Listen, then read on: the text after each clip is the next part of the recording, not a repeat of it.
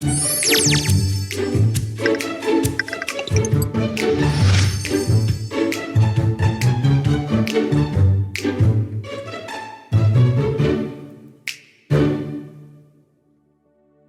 बच्चों, आप सब कैसे हैं? देखने से लगता है आप आज बहुत खुश हैं। क्या बात है? मेरे ख्याल से लग रहा है कि आज आप सब होमवर्क करके आए हैं, है ना? ठीक है, अच्छी बात है, बहुत अच्छी बात है। आइए आज हम सब अपने दूसरे अध्याय में जाएंगे। उसके पहले हम सब ईश्वर से बातें करेंगे। बातें कैसे करते हैं हमने पहले अध्याय में सीखा था, बाइबल पढ़कर, प्रार्थना के द्वारा। तो आइए हम सब एक प्रार्थना के जरिए अपनी क्लास शुरू करते हैं। आप सब आंखें बंद कर ले और हाथ जोड़ ले। हे प्यारे प्रभु, हम आपको धन्यवाद देते हैं क्योंकि आपने हमें आपके बारे में सीखने के लिए बहुत अच्छा अवसर दिया है। हमें आशीष दीजिए, कृपा दीजिए ताकि हम आपकी बातों को सीख सके और उसके आधार पर जीवन बिता सके। पिता, पुत्र, पवित्र आत्मा के नाम पर आमीन। प्रिय बच्चों, क्या मैं आपसे कुछ प्रश्न पूछ सकती हूँ? क्या आप मुझे बता सकते हैं कि पिछले अध्याय का नाम क्या है? इस्राएली जनता। ठीक है, हम पिछले अध्याय में याकूब के बारे में पढ़ा था। आज हम याकूब के बच्चों के बारे में पढ़ाई करेंगे। हमारे अध्याय का नाम क्या है? इस्राएली जनता मिस्र में, यानी कि इस्राएली जनता मिस्र देश में कैसे पहुंच गए। आपको पता है ना कि हमने पिछले अध्याय में याकूब के कहानी सुने हैं। आज हम याकूब के बच्चों के बारे में सीखेंगे। उसमें खास एक व्यक्ति के बारे में जो सपने देखा करता है और उसका व्याख्या भी करता है। आप लोग क्या सपने देखते हैं? हाँ, हम नींद में सपना देखते हैं। कुछ सपने अच्छे होते हैं, खुश लगते हैं, और कुछ डरावने सपने। जब हम अच्छे सपने देखते हैं तो हम जाकर अपने भाइयों को, अपने बहनों को, माँ बाप को हम बताते हैं। परंतु जब हम डरावने सपने देखते हैं तो हम व्याकुल हो जाते हैं, हम डरने लगते हैं। मन में और विचार से हम सोचने लगते हैं कि कभी हमारे जीवन में ऐसी घटनाएं ना हो, है ना? ये सब आप सोचते हैं? ठीक है, आज हम एक सपना देखने वाले व्यक्ति के बारे में सीखेंगे जिसका नाम है यूसुफ। क्या है? यूसुफ। याकूब के 12 पुत्र थे।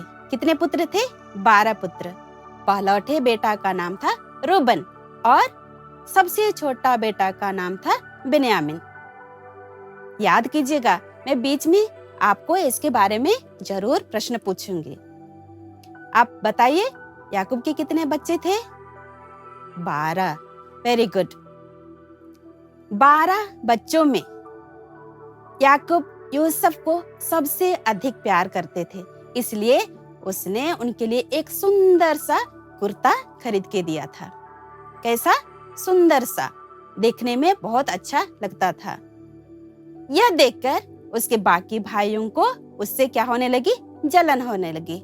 वो यूसुफ से बैर करने लगे, उससे ईर्ष्या करने लगे। हम आगे देखते हैं यूसुफ का सपना।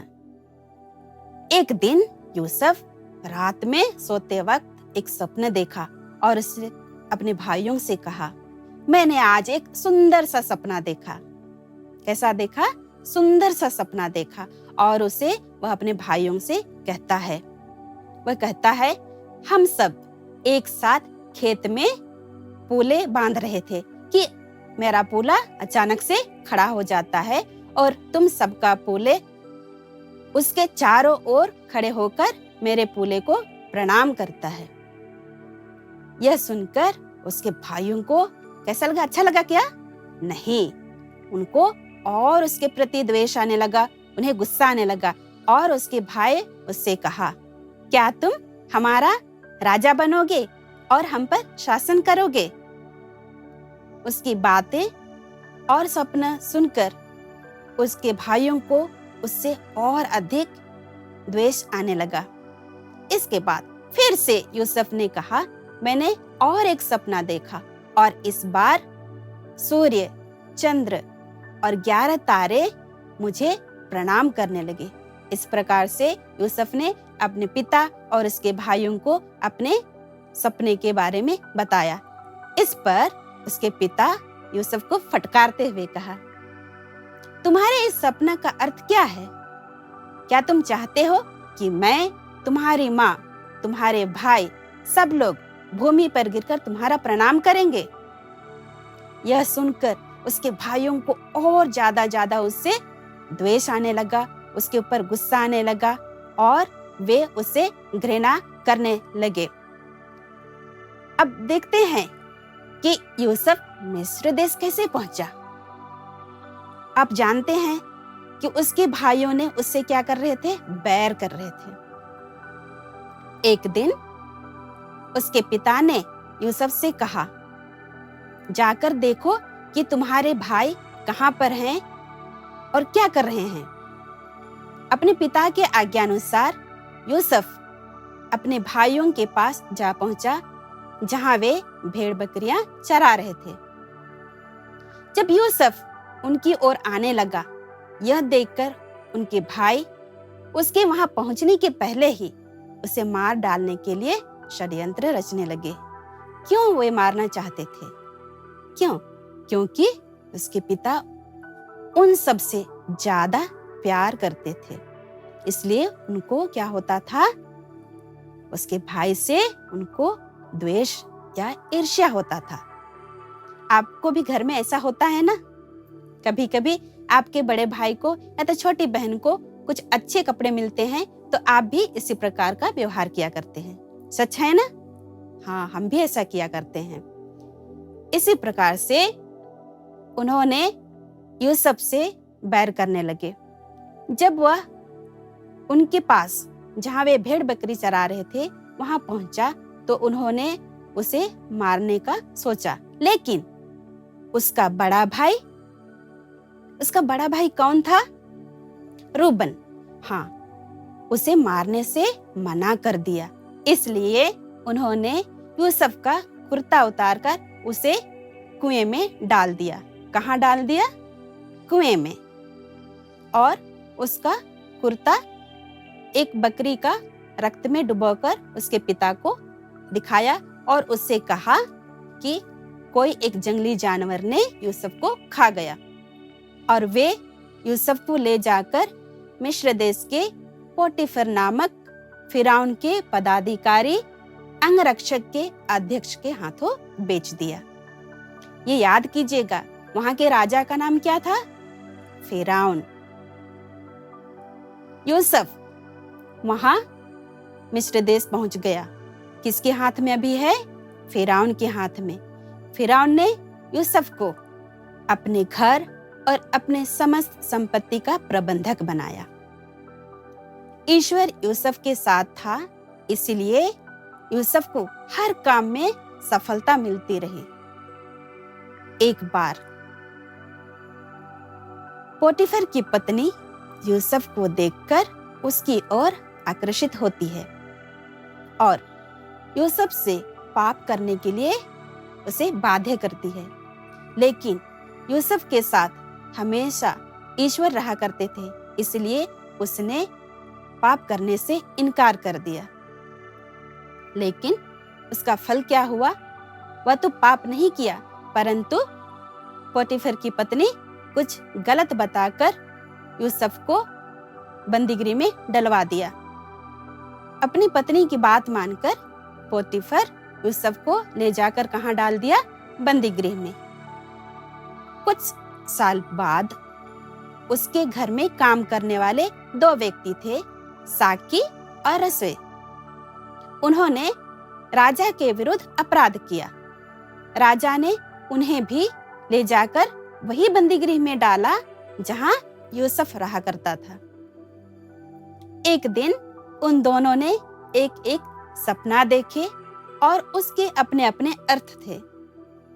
यूसुफ ने उन दोनों के सपनों का अर्थ उन्हें बताया और उनके साथ बाद में वैसा ही हुआ जैसे उन्होंने सपने में देखा था। क्या आपको ये कहानी अच्छी लग रही है? आपको बाद में इस कहानी के बारे में मुझे जानकारी देना है कि इसमें आपने कितने व्यक्तियों से परिचित हुए, कितने व्यक्तियों का नाम सीखा। इसलिए ध्यान से आप सुनिएगा कौन कौन से व्यक्ति इसमें भाग ले रहे हैं। 2 साल हो जाने के बाद राजा का नाम क्या था? फिरौन। 2 साल बाद राजा फिरौन ने भी एक सपना देखे। वो सपना क्या था कि जब राजा नील नदी के किनारे खड़े थे तो उसमें से सुंदर 7 मोटी गायें निकली। कितनी? 7 सुंदर मोटी गायें निकली।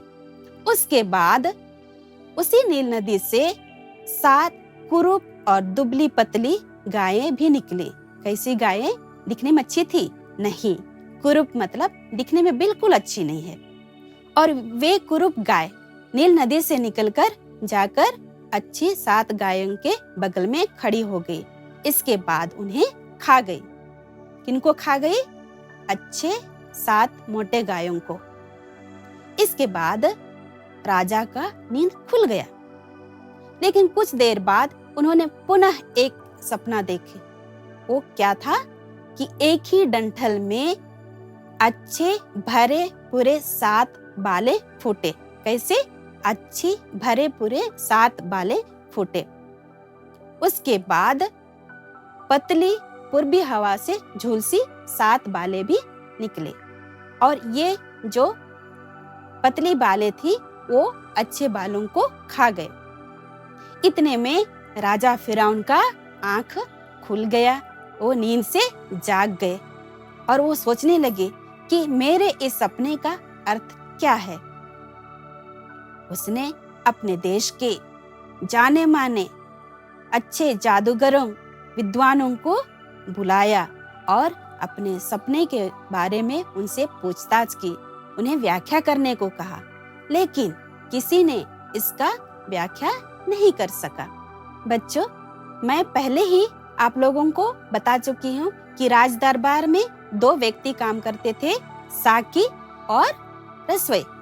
साकी को याद आया जब वह बंदीगृह में था तो उसने भी एक सपना देखा और उसकी व्याख्या यूसुफ ने करके दिया था, जो उसके जीवन में वैसा ही हुआ। साकी ने जाकर फिरौन से कहा, यूसुफ इसका अर्थ बता सकता है। इसलिए फिरौन ने यूसुफ को राजदरबार में बुलवा भेजा और यूसुफ को अपना सपना बताया।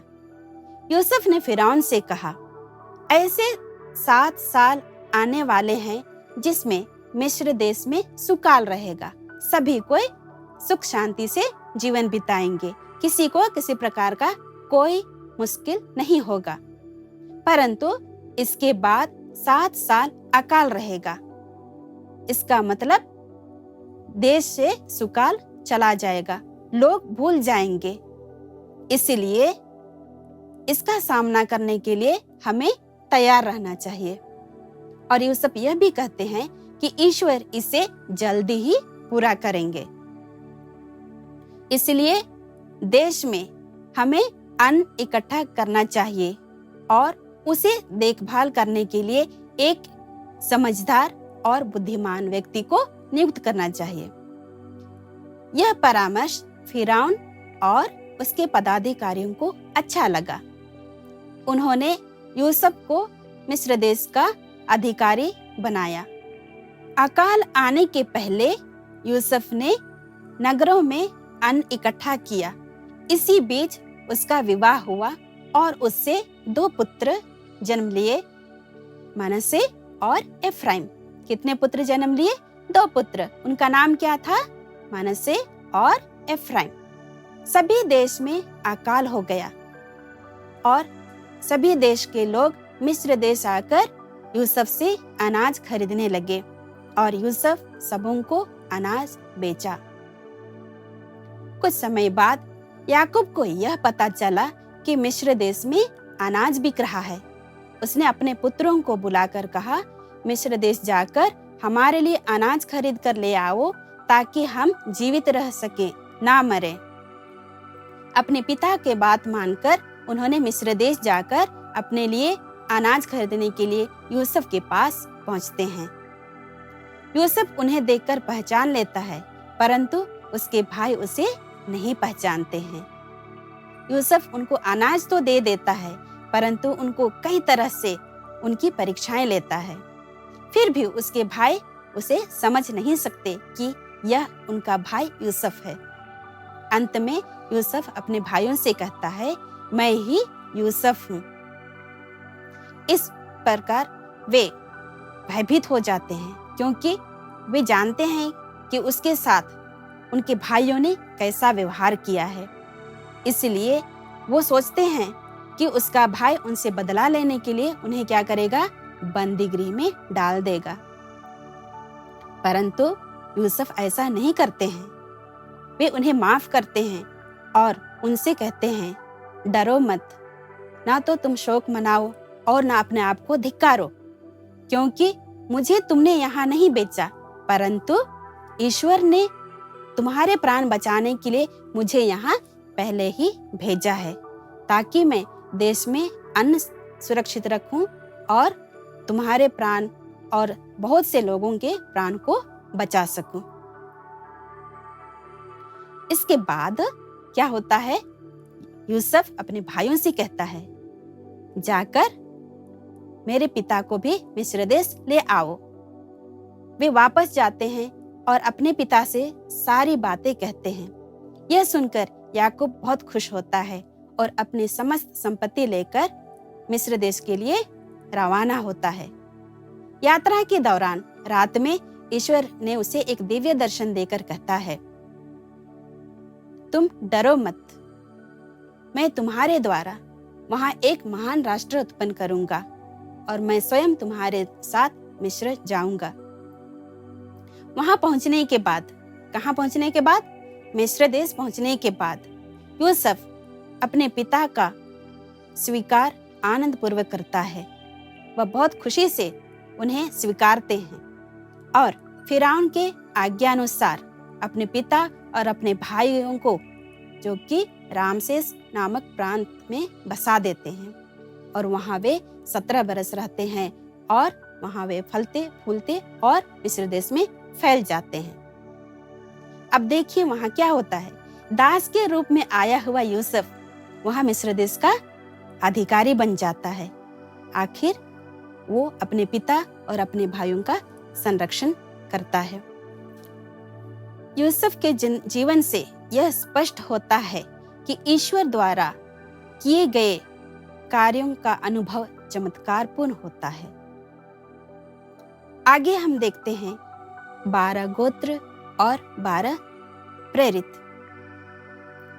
याकूब के पुत्र ही इस्राएल देश में और इस्राएल इतिहास में 12 गोत्र बने। इस्राएली इतिहास में 12 गोत्रों का बहुत ही महत्वपूर्ण स्थान रहा है। पुराने विधान में ईश्वर ने अपनी जनता का पथ प्रदर्शन करने के लिए गोत्र पिताओं और उनके अनुयायियों को रखा। इसी प्रकार नए विधान में 12 प्रेरित ईश्वर की जनता यानी आज की कलीसिया का पथ प्रदर्शन करते हैं। आज भी ईश्वर या तो प्रभु यीशु हमारे द्वारा अपना वचन, अपना प्यार दूसरों तक पहुंचाने के लिए हमसे कहते हैं। क्या बच्चों, आप सब तैयार हैं इसके लिए? आप देखते हैं कि हमारे कलीसिया में कितने लोग अपने आप को ईश्वर के वचन का घोषणा करने के लिए समर्पित करते हैं। तो आप भी एक दृढ़ संकल्प लीजिए कि जब मैं बड़ा हो जाऊंगा या तो बड़ी हो जाऊंगी, पढ़ लिख कर मैं ईश्वर के कार्य के लिए अपने आप को समर्पित कर दूंगी। मेरे प्रिय बच्चों, इस प्रकार से आज का हमारा यह अध्याय यहाँ पर समाप्त होता है। हमें एक बाइबल वचन सीखना जरूरी है और उसके साथ साथ हमें एक संकल्प भी लेना है कि हमारे जीवन में हम क्या करते हैं। तो आपके किताब में पेज नंबर 34 पर दिया हुआ है, उस बाइबल वचन को आपको पढ़ना है, याद करना है और जो संकल्प दिया है उसे भी करना है। तो आइए हम देखते हैं कि किताब में क्या दिया हुआ है। उसमें उत्पत्ति ग्रंथ अध्याय 49 पद संख्या 25, उसमें कहा गया है, तुम्हारे पिता का ईश्वर तुम्हारी सहायता करेगा। क्या कहा गया है? तुम्हारे पिता का ईश्वर तुम्हारी सहायता करेगा। वह बहुत छोटी वचन है, उसे आप याद कर सकते हैं, आराम से उसको आप याद कर सकते हैं और अपने जीवन में जब मौका आएगा उसका उपयोग कर सकते हैं। जब आप कभी दुख तकलीफ में हो तो ईश्वर की मदद को आप याद कर सकते हैं। इतना ही नहीं, हमें एक संकल्प भी लेना है। तो आपके किताब में दिया हुआ है, हम उसे पढ़ते हैं। यूसुफ ने घृणा ना करके उनके लोगों के साथ प्रेम से व्यवहार किया जिन्होंने उसे धोखा दिया था। मैं भी उन लोगों के साथ प्रेम से व्यवहार करूंगा या करूंगी जो मुझसे घृणा करते हैं। इसका मतलब आपको समझ में आया होगा। जो हमसे बैर करते हैं उनसे प्रेम करने के लिए हमको ईश्वर सिखाते हैं। हम बैर के बदले बैर नहीं, बल्कि दुश्मन को हम प्यार से जीत सकते हैं। यही शिक्षा हम इस अध्याय से लेते हैं। तो आप आपके जीवन में भी एक संकल्प लीजिए कि मैं बुराई के बदले बुराई नहीं, बल्कि बुराई के बदले अच्छाई दूंगा। आप सभी को गाना बहुत पसंद है ना? तो आपके किताब में पेज नंबर 33 पर एक गाना दिया हुआ है, तो आइए हम उसे भी सीखें। याकूब ने सुत यूसुफ का जीवन यातना पूरित होते हुए भी पहुंचाया उसे ईश्वर पालन मिस्र देश के ऊंचे स्थान में, मिस्र देश के ऊंचे स्थान में। शाम पीड़ित इस्राएल जन सहाय रहित याकूब ने कहा, बच्चों जाओ मिस्र देश में गेहूं लेके वापस आओ, गेहूं लेके वापस आओ। लाए पिता को मिस्र देश में, देखा पिता ने प्रिय सुत को। तात पुत्रों सब बहु वर्षों तक गोत्र प्रियंकर होकर बिताया, गोत्र प्रियंकर होकर बिताया। तो आइए हमारी किताब के पेज नंबर 34 में जो प्रश्न दिया है उसका हम हल करें। उसके पहले मैं आप लोगों को एक होमवर्क देना चाहती हूँ जो पेज नंबर 34 पर ही है। वहाँ पर कहा गया है कि 12 शिष्यों का नाम लिखना है। उसे आप घर पर आपके बाइबल से ढूंढकर पूरा कीजिएगा, ठीक है? तो हम आगे प्रश्नों का उत्तर ढूंढते हैं। पहला प्रश्न है, फिरौन के सपने की यूसुफ ने क्या व्याख्या दी? आपको पता होगा ना कि यूसुफ ने फिरौन के सपने का व्याख्या कैसे किया।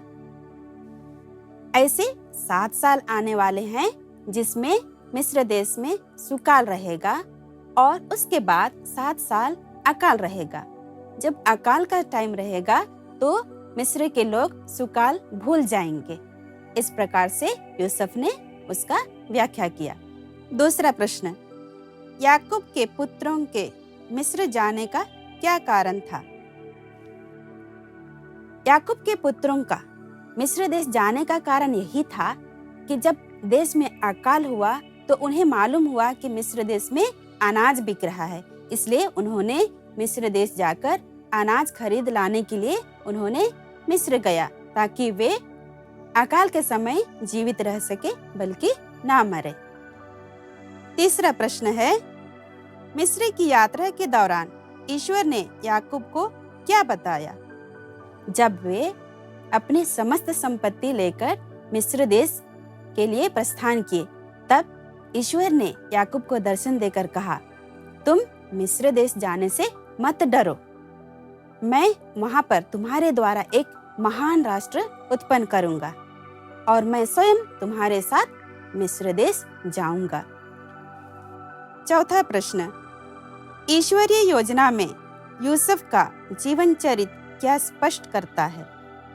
यूसुफ के जीवन से यह स्पष्ट होता है कि जो कार्य ईश्वर ने शुरू किया है उसका अनुभव एक चमत्कारपूर्ण होता है।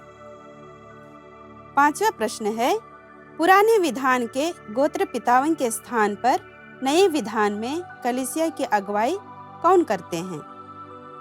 यह एक बहुत सरल उत्तर है। कोई बता सकते हैं मुझे?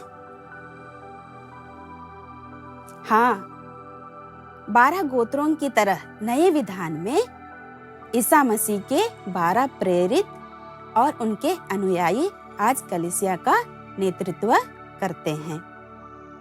ठीक है, इस प्रकार से हमारा इस अध्याय का प्रश्न उत्तर भी हो गया। अगली क्लास के लिए आप इसको अच्छी तरह से पढ़ाई कीजिएगा और सारे प्रश्न उत्तर भी याद कीजिएगा।